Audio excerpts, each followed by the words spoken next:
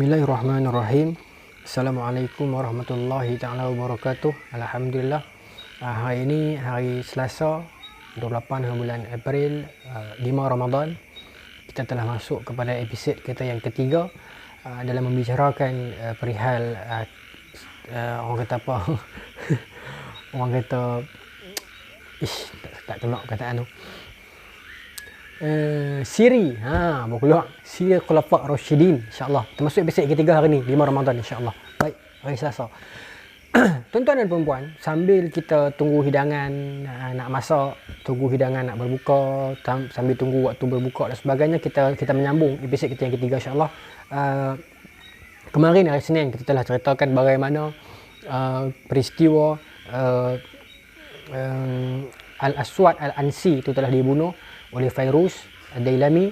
Kemudian kita dah ceritakan kemarin bagaimana munculnya banyak gerakan nabi-nabi palsu, tetapi yang paling berpengaruh adalah, yang paling memberi ancaman adalah nabi palsu yang bernama Musailamah Al-Kadzab yang telah pun wujud sejak zaman Rasulullah lagi.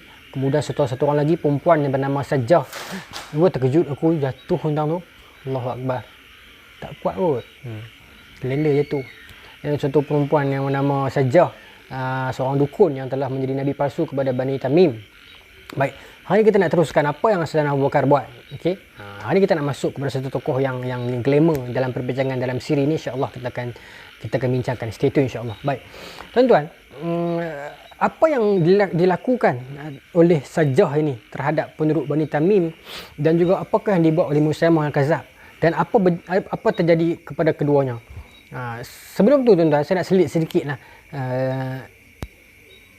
Kemarin saya terlepas perkataan, saya tersebut perkataan Al-Fujaah ni bukan nabi palsu. Al-Fujaah ni dia satu orang lelaki yang dia main Sayyidina Abu Bakar. Dia pergi jumpa Sayyidina Abu Bakar, dia beritahu, wahai khalifah Rasulullah, ramai orang murtad ni. Saya ada kekuatan, saya ada tentera, saya ada semua kelengkapan, tapi saya tak ada duit. Bagi saya sedikit dana dan beberapa tentera sikit untuk saya pergi kempen bantu khalifah untuk pergi lawan dengan mereka. Maka Sayyidina Abu Bakar bagi dia duit dan sedikit dana untuk dia kempen memerangi golongan murtad. Sebaliknya bila dia dapat duit tu, dia lari. Lepas tu siapa yang nak pergi tangkap dia, dia bunuh. Maka sampai satu tahap Sayyidina Abu Bakar dapat tangkap dia juga. Maka Al-Fujaah ni diheret daripada Madinah pergi ke perkuburan Baqi'. Kemudian dia dibakar di situ. Sayyidina Abu Bakar bakar dia kerana terlalu marah dengan perangai dia menipu khalifah. Maka dia dibakarkan, dia terus dihumbankan. Itu kisah Fujaah sebenarnya. Saya terlepas sebut perkataan nama dia kemarin tu. Dia bukan cerita nabi palsu, dia cerita menipu Sayyidina Abu Bakar. Baik. So kita nak pergi kepada cerita nabi palsu. Kita nak pergi kepada cerita nabi palsu hari ini. Maka saya nak bermula dengan kisah Sajjah yang satu orang perempuan dukun yang menjadi nabi palsu wanita terhadap kaum Bani Tamim. Baik. Ceritanya bagaimana? Ketika era pemurtadan, Bani Tamim berselisih pendapat. Bani Tamim terbagi pada dua. Satu golongan masih setia dengan Sayyidina Abu Bakar dan memberi zakat. Golongan kedua tak mau bagi zakat dan murtad. Okey, dan ini mengikut Sajjah ini, nabi palsu wanita ini. Baik. Muncullah Sajjah binti Al-Haris Al-Suwaid bin Al-Ufqan At-Taghlibiyah dari Al-Jazirah. Dia seorang wanita dari kaum Nasrani Arab. Dia seorang perempuan Kristian. Okay. Dan dia telah mengaku sebagai Nabi. Okay. Dan dia mempunyai pengaruh yang besar. Dia memimpin gerakan kaumnya melewati negeri-negeri Bani Tamim, dan malangnya dia telah mendapat pengaruh daripada golongan Bani Tamim yang tak mau bayar zakat. Maka golongan inilah yang mengikut dia sebagai Nabi. Nabi palsu, Nabi perempuan. Maka mereka ini pun mendiami di situ. Okay. Baik. Adapun sebahagian yang lain pada Bani Tamim tak mau ikut dia. Okey, mereka mengadakan pendamaian dengannya. Bermaksud Bani Tamim separuh ikut dia sebagai nabi, separuh lagi Bani Tamim tak ikut dia tapi tak mau perang dengan dia. Okey. Baik. Maka mereka pun mengumpulkan kekuatan tentera daripada Bani Tamim ini bawah pimpinan perempuan bernama Sajjah ni, pelawan. Mereka gempur satu-satu negeri, satu-satu daerah yang dimiliki oleh nabi palsu yang lain. Kan nabi palsu banyak. Maka Sajjah ni pergi gempur nabi-nabi palsu yang lain. Dia bagi tahu kepada kaum dia, kata nabi-nabi itu semua palsu. Kita pergi lawan. Maka dia pun pergi gempur. Pergi gempur Nabi palsu yang lain. Padahal dia pun palsu juga. Tapi dia kata kat kaum dia tu semua palsu. Maka dia pergi gempur dan dia pun menang. Baru kata Sajah ni kekuatan dia kuat, tentera dia kuat. Dia pun ada ilmu sihir. Kuat, tapi dia pun menang. Sampailah yang terakhir daripada bunuh. Sampailah mereka untuk berhadapan dengan Musailamah Al-Kazab dekat Yamamah. Okey. Masa ni pula Musailamah sedang ada satu masalah. Dia sedang bertempur dengan tentera Islam daripada Madinah. Siapa? Geng-geng Ikrimah anak Abu Jahal. Ikrimah ni beriman, perawi hadis lagi. Dia sedang bertempur dengan Ikrimah, dengan Musailamah ni lawan. Tapi tak ada siapa menang lagi, sama kuat. Pasal Musailamah ni pengaruh dia kuat. Dia telah membina pengaruh sejak Rasulullah ada lagi. Maka Musailamah jadi pening kepala. Aku nak buat apa ni? Duk lawan dengan geng-geng Islam satu. Ni Nabi palsu pula nak main lawan dengan aku, perempuan ni Sajah ni. Maka dia jadi pening kepala. Maka apa dia buat? Sampai saja Sajah berhadapan dengan dia. Tatkala Musailamah mendengar keberangkatan menuju kepadanya. Siapa? Sajah ini. Maka dia mengkhawatirkan kerana ketika itu Musailamah sedang sibuk diperangi oleh Sumamah bin Utsal dan Ikrimah bin Abu Jahal. Dua orang sahabat ni dihantar oleh Abu Bakar untuk serang Musailamah. Musailamah duk sibuk lawan dengan dua orang sahabat ni. Tak menang tangan lagi. Tiba-tiba datang pula Nabi perempuan ni lawan dengan dia. Dia susah hati. Dia nak buat gimana ni? Maka Musailamah pun hantar surat kepada Nabi perempuan ni, Sajah ni. Dia hantar surat, dia kata apa? Dia kata, lah ni macam ni lah. Kita sedang berhadapan dengan musuh yang sama. Kita jangan bermusuh dua orang kita. Sebab musuh kita utama adalah Abu Bakar dengan orang Islam. Mereka ni murtad. Padahal mereka yang murtad. Okay? So kita kena lawan dengan mereka. Lah ni kita dua orang bersatu. Sajah dengan Musailamah kita kena bersatu. Macam tu. Okay? Dan bila kita bersatu, kita akan kuat. Dan orang Islam tak akan boleh lawan kita. Para sahabat Muhammad tak boleh lawan dengan kita. Maka bila dia beritahu macam tu, strategi dia, Sajah termakan dengan pujuk rayu dia. Okey. Maka Sajah pun pergi bertemu one by one dengan Musailamah. Masa ni tuan-tuan, Musailamah dah ada tentera di belakang dia, Sajah dah ada tentera di belakang dia. Nak lawan dah. Masa tu lah Musailamah beritahu kat Sajah, tak payah lawan lah. Rugi kudrat saja. Kita nak lawan dengan kawan-kawan Muhammad, nak lawan dengan para pengikut Abu Bakar, para rakyat Abu Bakar. Daripada kita nak bergaduh sama-sama kita, baik kita lawan dengan mereka. Benda ni kita nak kuat, kita kena bergabung dua orang, kata Musailamah. Maka Sajah kata, betul ke hang ni Nabi? Sajah kata kat Musailamah, hang mengaku hang ni Rasul betul ke? Padahal dia pun palsu juga. Nampak? Nabi palsu berdialog dengan Nabi palsu. Maka, tuan-tuan, bila berdialog macam tu, Musailamah kata, aku memang Nabi kan? Kemudian Sajah tanya dia, apa yang diwahyukan? Okay? Apakah yang diwahyukan kepadamu? Maka Musailamah kata, hang pun betul ke hang ni Nabi? Hang kata kat aku, hang Nabi betul ke? Sajah kata, betul ya aku Nabi. Hang dapat wahyu? Dapat. Masing-masing aku dapat wahyu. Maka Musailamah tanya Sajah, ceritalah kat aku apa wahyu hang dapat. Sajah kata kat Musailamah, hang lah dulu, hang laki. Nabi palsu semua, Nabi palsu berdialog kan. Maka Musailamah kata, okeylah aku dulu. Maka Musailamah pun bacalah apa wahyu dia tu. Dia bacalah ayat disebutkan dalam ni, dia cerita tentang tidakkah engkau melihat alam tarakai. Tidakkah engkau melihat, surah dia lah dari kau sendiri ni, tidakkah engkau melihat kepada Tuhanmu bagaimana dia berbuat terhadap wanita hamil. Dia mengeluarkan darinya jiwa yang hidup dari antara dua kulit dalam dan kulit luar. Tu wahyu dia lah. Kau saja kata lepas tu.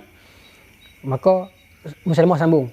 Lalu ayat seterusnya, sesungguhnya Allah Ta'ala menciptakan para wanita hamil bagaikan anak burung dan menjadikan para lelaki sebagai suami bagi mereka.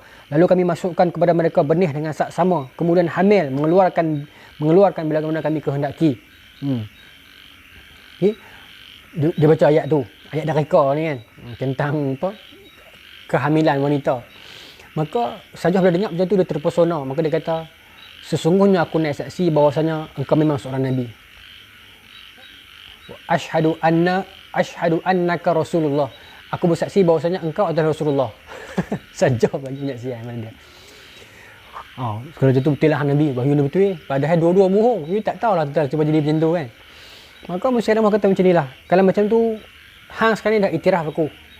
Hang telah authorize aku sebagai seorang Nabi. Dan aku pun telah mengaku hang memang Nabi betul. Kita ni sama-sama Nabi. Sekarang ni macam ni lah. Kita ada orang kahwin lah senang. Kata Musailamah, pandai dia aja. Musailamah aja. Lalu ni kita ada orang kahwin lah. Maka Sajah kata, okey, kita kahwin. Bila mereka kahwin tuan-tuan, Musailamah terus kata, di sini disebutkan teks Musailamah, Ibnu Katsir riwayat. Ala qaumi ila naiki faqad huyya laki al-mudja fa in syi'ti fa fil baiti wa in syi'ti fa fil makhdaq wa in syi'ti salaqnak wa in syi'ti ala arba wa in syi'ti bisulusai wa in syi'ti bi ajma. Ini kata-kata Musailamah al-Kadzdzab terhadap Sajah. Dia kata apa? Alan qaumi ila naik faqad laka, telah aku siapkan faqad huyi alaki, telah aku siapkan kepada kamu al-madja, tempat tidur. Fa in syi'ti fa fil baiti, kalau awak mau katil tempat tidur ni kita buat di rumah.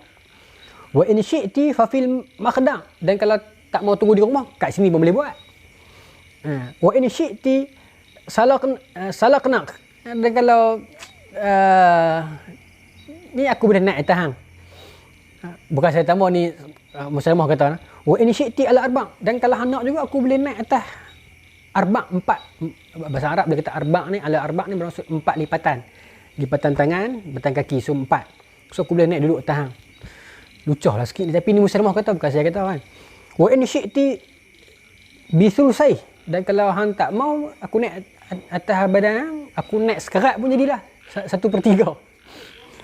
Wa in syi'ti bihi ajma', dan kalau hang nak aku boleh naik semua tu, naik depan belakang semua, atas kepala semua aku boleh buat. Nak macam mana? Maka kata Sajah, aku nak semua. Sajah ni pun dia nak semua. Selalunya begitulah tuan-tuan. Apa Ibnu Katsir nak beritahu kita dalam cerita ni? Selalunya ajaran sesat ini orientasi dia adalah seks. Selalunya begitulah. Kalau kita tengok daripada dunia hari ni pun begitulah.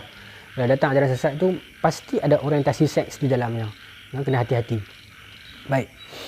Maka mereka berdua pun melakukan hubungan tersebut. Okey, lepas buat hubungan, diceritakan dalam ni selama 3 hari dia duduk sekali. Lepas tu Sajah balik ke kampung dia, ke tempat dia. Okey, di perkampungan Bani Tamim. Maka geng-geng Bani Tamim tanya, wahai Rasul, perempuan ni kan, hang menikah dengan Rasul Musailamah tu dapat apa mahar? Maka kata Sajah, tak ada mahar apa pula, menikah lagu tu sajalah. Maka dia berkata, mana boleh macam tu? Senang sangat ni. Takkan menikah tak ada mahar, mana boleh? Nampak? Maka Sajah berasa macam, betul juga noh. Nikah senang-senang ni. Maka terus Sajah hantar surat kepada suami dia, Musailamah ni, beritahu, wahai abang, hang menikah dengan aku baru ni, hang kahwin dengan aku baru ni, sebelum ni, hang tak bagi mahar apa pun noh. Maka Musailamah kata, alamak kantui. Maka Musailamah kata macam ni lah. Panggil tukang azan dekat negeri mai jumpa aku. Maka Sajah hantar tukang azan dia pergi jumpa Musailamah. Maka Musailamah beritahu dekat tukang azan dia, aku telah dapat wahyu. Dia bohong lah ni kan. Mahar untuk aku kahwin dengan Sajah hari itu hari adalah didiskaunkan waktu solat. Beritahu kat tukang azan Bilal, muazzin ni. Waktu isyak dan waktu subuh tak payah sembahyang. Telah dipadam, diskaun. Sebab apa? Sebab itu adalah mahar perkahwinan aku dengan Sajah. Maka tukang azan ni pun balik cerita kat Sajah, Sajah seronok. Rakyat dia pun seronok. Sembahyang telah didiskaun. Isyak dengan subuh tak ada. Sebab apa? Sebab mahar perkahwinan Musailamah dengan Sajah. Itu cerita dia. Ya. Kemudian Sajah pun bergerak pulang kembali ke negerinya. Bila dia dapat hati dia bergerak pulang ke tempat dia, tempat dia. Baik. Kemudian bila Sajah pulang dia sampai selamat ke tempat dia, dia ceritakan dalam riwayat yang lain, dia pergi di satu kawasan yang jauh sebab kawasan itu telah dihadiahkan Musailamah kepada dia. Okey, nanti dia selamat di situ, zaman Muawiyah nanti dia kena bunuh, dia kena usir, dia kena hukum kat situ. Okey, cerita Sajah berhenti di situ. Nak balik pada cerita Musailamah pula. Meanwhile, Musailamah ni pula tengah bertempur dengan Sumamah bin Utsal dengan Ikrimah bin Abi Jahal. Masa ni Sumamah dengan Utsal dengan Ikrimah ni tengah tunggu satu warrior nak mai. Sebab selagi tak mai warrior ni, tak boleh pecah benteng Musailamah ni. Kerana terlalu kuat benteng dia dengan Bani Hanifah ni. Maka sampailah akhirnya warrior ini ke tempat tersebut. Siapakah warrior ini? Khalid Al-Walid. Tentunya Khalid Al-Walid. Dah Khalid Walid sampai, dia nak buat settle lah. Dia kata, boleh tahan Musailamah ni. Aku tak bagi can lama. Lalu ni Abu Bakar telah bagi lesen kepada aku untuk main support kat sini. Kira Khalid Walid ni tuan-tuan, dia macam UTK Bila biasa-biasa turun tak dapat, UTK akan turun pergi. Maka Khalid Walid pergi. Okay. Namun tuan-tuan, masa ni ada seorang lelaki yang bernama Malik bin Nuwairah Al-Yarbu'i At-Tamimi. Satu orang lelaki daripada Bani Tamim nama Malik. Kalau tuan-tuan ingat tadi saya sebut, Bani Tamim terpecah dua. Satu golongan yang ikut saja, satu golongan yang tak ikut. Malik ni dikatakan golongan yang tak ikut, tetapi dia duri dalam daging. Dia percaya kepada saja, tetapi dia tak ikut pasal dia nak jaga kemaslahatan dia, keselamatan dia juga dengan orang Islam. Dia takut kalau jadi apa-apa nanti dia kena. So dia better tawakuf, sedangkan dalam hati dia sokong saja dah. Baik. Maka Malik telah memberikan penyataannya kepada Sajah ketika dia datang dari Jazirah. Lalu dia berhubungan dengan Musailamah. Allah melaknatnya. Kemudian kembali ke negerinya. Okay. Baik. Maka Malik ni pun menjadi orang penting kepada Sajah dan menjadi orang penting kepada Musailamah. Dua dalam daging. Malik ni. Ingat nama dia? Malik. Dia menjadi orang penting kepada Sajah dan menjadi orang penting kepada Musailamah Al-Kazzab. Dan meanwhile, dia juga ambil jalan untuk tak cerita ke orang sangat. Pasal dia nak play safe. Kalau sahabat Nabi mai, kalau pembesar tentera Abu Bakar mai, dia at least nama dia harum lah.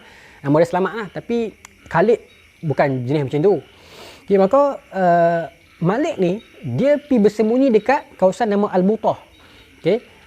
Khalid boleh jangka dah.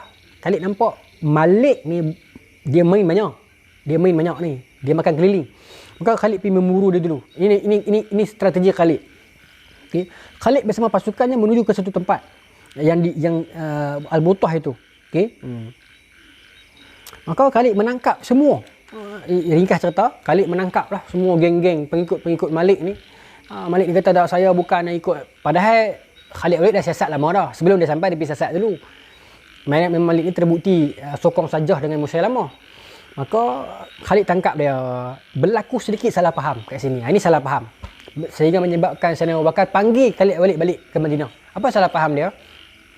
Salah faham dia adalah dia tangkap semua pengikut Malik ni di Al-Mutah ni, maka dia kurung para sahabat ni, para tentera UTK Khalid ni. Kemudian suasana malam tu sejuk. Bila sejuk, Khalid bagi tahu dekat para pegawai dia, tentera-tentera dia, hangatkan mereka, panaskan mereka sebab sejuk. Tetapi para UTK ni tak faham. Dia ingat panaskan, hangatkan tu macam pagi mati buang macam tu. Maka dia berpekat bunuh. Dia bunuh habis. Mana sebenarnya Khalid bukan suruh bunuh. Khalid kita panaskan sebab sejuk. Maka bila Khalid Walid pergi cek, mati habis dah. Okay. Dalam hal ini yang membunuh Malik adalah Dirar bin Al-Azwar. Okay. Maka ketika Khalid mendengar teriakan atas kematian itu, sebab bila dia berbunuh seorang, maka Khalid terkejut. Apa menjerit sangat ni? Maka Khalid pun pergi tengok. Pakat mati habis dah. Maka Khalid kata, tak apalah kalau macam tu. Dah Allah Ta'ala kehendakkan macam ni, nak buat gimana? Khalid tak marah pegawai-pegawai dia. Ni komander yang baik lah. Salah faham. Aku tak suruh bunuh. Hampa pun ingatkan salah faham. Maka Khalid kata tak apalah. Okay? Itu satu pendapat. Okay? Itu satu pendapat. Ibn Katsir buat main dua pendapat. Dua riwayat. Satu kata, mereka ni mati kena bunuh sebab salah faham. Yang membunuh Khalid adalah Dirar. Tapi satu riwayat lebih kuat. Okay? Satu pendapat ni lebih kuat, kata Ibn Katsir. Bila dah tangkap semua dah, Khalid Al-Walid panggil Malik, ketua mereka ni. Okay? Panggil Malik, tanya dia. Okay? Khalid panggil Malik. Okay? Malik bin Nuwairah nama dia. Khalid panggil dia, Khalid tanya dia. Apakah benar kamu ini mengikut saja? Maka kata Malik, ya. Dia mengaku dah, dia ikut dah. Dan sesungguhnya dia memang seorang Nabi. Malik kata macam tu. Khalid Walid dah terbakar lah. Khalid tanya lagi. Dan betulkah awak ni salah seorang pada Bani Tamim yang tak mau bayar zakat? Maka kata Malik, saya bayar zakat sama Rasulullah. Tapi Rasulullah dah tak ada orang, berapa nak bayar lagi? Saya takkan bayar kat hampa semua. Malik main macam tu. Maka kata Khalid Al-Walid, tak tahukah hang bahawasanya zakat itu adalah pairing dengan solat? Kok mana pun kena duduk sekali. Tak boleh pisahkan. Walaupun hang mengaku hang orang yang bersolat, tetapi hang tak bayar zakat, tak boleh. Maka kata Malik, Nabi tak pernah kata pun hang yang kata macam tu. Oh, dia membakar Khalid Al-Walid. Khalid dah geram lah. Aku cakap elok dengan hang, aku tangkap hang, cakap elok, aku layan hang elok, hang cakap kau ajak dengan aku. Dia main dengan Khalid. Khalid Al-Walid. Maka Khalid dah tak boleh sabar. Bila dia duduk melawan, maka Khalid pun panggil Diror, baru main cerita Diror tadi ni. So, letakkan Malik ni atas batu, penggal kepala dia. Tu macam dua riwayat. Kedua-dua riwayat kata Diror yang bunuh. Tetapi perbezaan. Satu kata salah faham, satu kata dia kurang ajak dengan Khalid Al-Walid. Maka Diror pancung kepala dia. Tak cukup dengan tu tuan-tuan. Selepas Diror pancung kepala dia, okay, apa yang jadi? Okay. Setelah Diror pancung kepala dia, lalu Khalid memerintahkan agar kepalanya diletakkan antara dua batu. Lalu dinyalakan api di atasnya. Diletakkan periuk. Dan pada malam itu Khalid makan dari masakan yang dimasak dengan api untuk menakuti orang-orang Arab yang murtad dan lainnya. Okey. Pendapat yang lain menyebutkan bahawa rambut Malik dibakar api untuk memasak daging yang ada dalam periuk. Dan setelah daging itu masak, rambutnya masih belum lagi habis kerana tebalnya rambutnya. Contoh dia macam inilah. Bila ada kerak kepala putih, Khalid ambil kepala dia, Khalid letak atas unggun api, Khalid ambil periuk, letak atas kepala dia, bakar. Maknanya kepala Malik tu jadi bahan bakar. Khalid Al-Walid buat. Cakap pandai dengan aku sangat, siap. Dia cucuh kepala Malik yang dah mati tu, dia letak periuk atas tu, dia makan. Dia masak sup unta, dia makan. Dia buat tu tengah khalayak. Para orang Arab yang ada sekeliling tengok. Kemudian pengikut Malik tengok. Ni akan jadi kepada orang yang murtad. Khalid bin Al-Walid tunjuk isyarat itu. Aku buat ni bukan saja nak tunjuk aku ni power, tapi aku nak beritahu ni nasib orang yang murtad di tangan Khalid Al-Walid.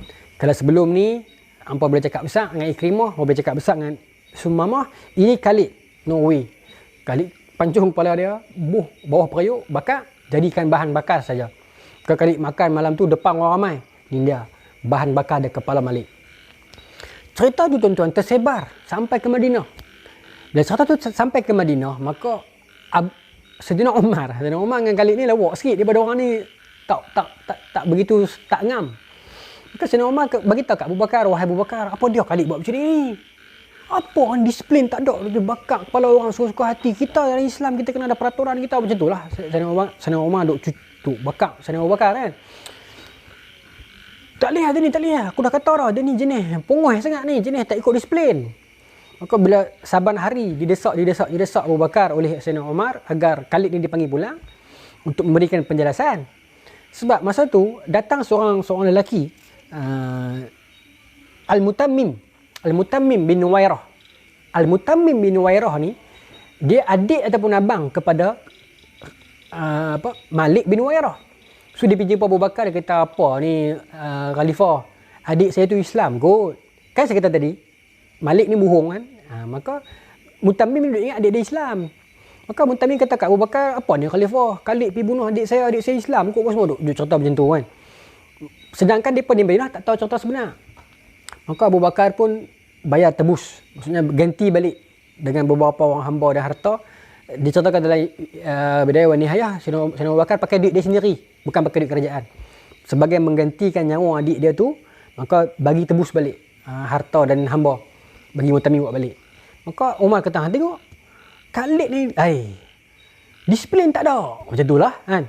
Maka Abu Bakar kata, tak apalah, kalau ni aku panggil dia balik. Maka Abu Bakar pun panggil lah Khalid dekat kawasan Al-Butah tu, balik main Madinah Sat. Balik main Putrajaya Sat. Nak main soal siasat, persepah pergi buat macam tu. Disiplin tak ada, pergi bakar kepala orang suka hati. Maka Umar kata cantik. Macam tu, panggil dia balik main. Dia ni kalau tak nak kena teguk sikit ni, macam tu lah. Sedangkan Umar ni pongoi tuan-tuan. Tegas, cengih, garang. Khalid pun garang. Tapi dua zon zaman yang berbeza. Masa ni Umar dah jadi senior dah. Khalid masih muda. Tapi dua ni tak ngam. Tapi tak ada lah bergaduh. Tak ngam. Tak sebulu. Umar begitu sayang dengan Abu Ubaidah Al-Jarrah. Kita akan cerita nanti. Tapi bila kita membaca perselisihan antara Khalid dengan Umar ni, kadang-kadang dia jadi macam lawak dah. Masa adik-beradik bergaduh, lawak lah. Kita kena anggap macam tu. Kita jangan anggap serius. Bila kita anggap serius, nanti kita akan terjerumus kepada pertelingkahan sahabat. Sedangkan Khalid dengan Umar tak bertelingkah pun, cuma tak ngam sahaja. Bahasa yang lagi sopan adalah daripada ni tak ngam. Maka dipanggillah Khalid pulang oleh Abu Bakar. Balik mai Ustaz, mai jawab Ustaz, pasal apa yang sampai dengar cerita sampai pancung kepala orang buat bakar pula kan. Cerita tu dalam riwayat cerita. Bila Khalid balik masuk saja Madinah, masa tu ada Umar. Di masjid. Khalid diceritakan dalam riwayat, Khalid sampai dengan baju besi. Baju besi di belakang baju besi ni kan kerah macam tu kan. Dia pacakkan anak panah. Bagi duduk belakang tengkok dia macam tu lah kan. Saya nak tunjuk contoh, saya tak ada anak panah. Contoh faham lah. Anak panah begitu cacak tu kat belakang kepala dia ni. Dan anak panah itulah dikatakan yang membunuh Malik. Peringkat awal yang menawan Malik tu, anak panah tu lah. So dia berbangga dengan benda tu. Dia masuk saja Madinah, masuk dalam ruangan tempat pemerintahan Sayyidina Abu Bakar. Masa tu Sayyidina Umar duduk dah. Sayyidina Umar tengok, budak ni. Berkemin. Ceritakan dalam ni, Sayyidina Umar melepaskan anak panah. Sama ada Sayyidina Umar panah dia, ataupun Sayyidina Umar kepok tu. Tapi yang pastinya, bila dia masuk, Sayyidina Umar tengok tak puas hati. Dia ni dia buat juh apa? Macam nak tayang kat orang anak panah dia tu kan. Maka Sayyidina Umar terus pergi lepaskan anak panah, ataupun pergi tarik anak panah tu keluar daripada belakang baju besi dia ni. Sayyidina Umar pergi terhentak tarik, Sayyidina Umar kepok anak panah tu. Sayyidina Umar tengok main ni, dia cengih. Walaupun dia dah tekat, bukanlah tua, senior dah masa ni, dia cengih. Dia tengok Khalid macam tu balik sikit meranggi pun, dia tarik anak panah tu, dia kepok depan muka Khalid. Dia kata, hang nak buat ranggi lah. Hang nak tunjuk hang riak ke? Hang nak abang hang juh, nak abang hang ni jaguh sangat. Hang nak buat riak kat depan aku. Macam tu lah Umar kata. Tapi dalam dialog ni, Umar kata macam ni, apakah engkau merasa riak kerana telah membunuh seorang Muslim dan menikahi isterinya? Dalam ni cerita kata selepas Khalid bunuh Malik tu, dia pergi kahwin dengan bini Malik. Itu cerita dia. Khalid Umar kata, hang pergi bunuh orang Islam, hang pergi kahwin dengan bini dia, hang riak apa? Kan? Kepok anak panah tu depan Khalid. Khalid tak lawan. Khalid dia relax. Dia tengok, alamak pakcik ni. Macam tu lah kot. Khalid tengok Umar kepok anak panah tu, Khalid tengok lah. Khalid tak lawan. Okay? Maknanya, masih ada sisi hormat Khalid terhadap Sayyidina Umar. Sebab sahabat Nabi kedua selepas Abu Bakar kan. Maka siapa yang tak hormat? Maka Khalid hormat. Khalid tak lawan. Meskipun Umar kepok anak panah dia. Maka Khalid tengok, dia kenyih lah. Orang tua ni, betul lah. Umar geram. Umar duk geram dah ni kan. Umar dah tengok-tengok apa. Macam tu lah. Boleh duk buat panglima sangat ni. Tu orang utara kata lah. Tapi di sudut kitab kata macam tu lah. Umar kata dengan duk belagak sangat lah. Hang dah bunuh orang Islam. Sedangkan dia pun tak tahu cerita sebenar. Yang Malik ni sebenarnya dia ni talam dua muka kan. Maka Abu Bakar tengok Khalid. Dia bagi Khalid mai bincang. Masuk ofis lah. Khalid pun pergi masuk sembang dengan Abu Bakar. Umar tak tahu. Umar tunggu di luar. Bincang-bincang. Maka Khalid cerita perkara sebenar. Malik ni bukan Islam dah, dia ikut saja. Saya dah bincang dengan dia dah, dia mengaku bahawasanya dia tak bayar zakat, saja di Nabi. Contoh-contoh, maka Abu Bakar percaya. Maka Abu Bakar kata, tak apalah kalau macam tu. Cuma lepas ni kalau hang dah tawan orang tu, janganlah bunuh. Hang dah tawan dah. Tertawan sudahlah, tawan dia. Lepas tu minta dah taubat. Bukan bunuh terus. Nasihat dia lah. Maka Khalid kata, tak apalah, okeylah. Maka Khalid keluar. Bila Khalid keluar tuan-tuan, Khalid tengok Abu Bakar, Khalid tengok Umar tunggu kat luar. Dia tengok Umar, Khalid macam kenal cik, okey. Macam sindiran lah macam. Kalau dalam ni dia kata bila Khalid keluar, dia melihat Umar dan berkata, "Kemarilah kepadaku." Macam mai sini je nak. Macam dia usik-usik kan. Macam mana? Tak kena apa pun. Lebih-lebih khalifah okey ya. Ibarat macam tu lah. Ibarat macam tu. Maksudnya contoh kena bayangkan suasana yang harmoni. Contoh jangan bayangkan pertelingkahan para sahabat. Jangan. Pasal Umar dengan Khalid memang tak ngam. Tapi tak ada lah bertelingkah. Macam tu tak ngam. Maka Khalid bila keluar lepas jumpa Abu Bakar sokong dia kan. Maka dia pun happy. Dia tengok Umar, dia kata, macam mana? Tahu tu ya? Main tak ni? Macam tu lah. Umar ni lagi geram. Umar ni budak ni aku kecil besar lah. Maka dia pun belah keluar macam tu ya. Maka Umar geram. Umar terus pergi jumpa Abu Bakar. Umar kata, wahai Khalifah Rasulullah, wahai Abu Bakar, pasal apa hang lepas dia? Hang mau pecat dia. Dia ni melampau. Macam tu lah. Maka Abu Bakar kata, dia ni as-saif min suyufillah. Dia pedang antara pedang-pedang Allah. Dia ni juga kalau tak ada, dia tak settle kes depa ni. Lalu ni Musailamah tak mati lagi. Kita baru tangkap beberapa orang pengikut setia dia. Kalau kita pecat dia sekarang, siapa nak tentang Musailamah? Hang pun tahu kelebihan Khalid. Umar kata bukan cerita kelebihan, cerita dia ni untuk lawan perintah ni banyak kali dah. Maka kata Abu Bakar, dulu zaman Rasulullah pun pernah kan yang Nabi tak bagi bunuh tawanan, dia pergi bunuh. Nah, ada hadis tu tuan-tuan. Nabi tak bagi bunuh tawanan. Tapi Khalid dia salah faham dengan kata-kata tawanan. Sepatutnya tawanan kena sebut aslamna, kami telah Islam. Tapi depa lidah depa pelak, depa tak sebut aslamna, depa sebut perkataan lain. Tapi pelak. Maka Khalid menyangka depa tu berdusta, maka Khalid bunuh. Bila bunuh Nabi agak marah lah, Nabi tegur. Tapi Nabi doa, ya Allah, aku berlepas diri mimma sana'a Khalid, daripada apa dibuat oleh Khalid.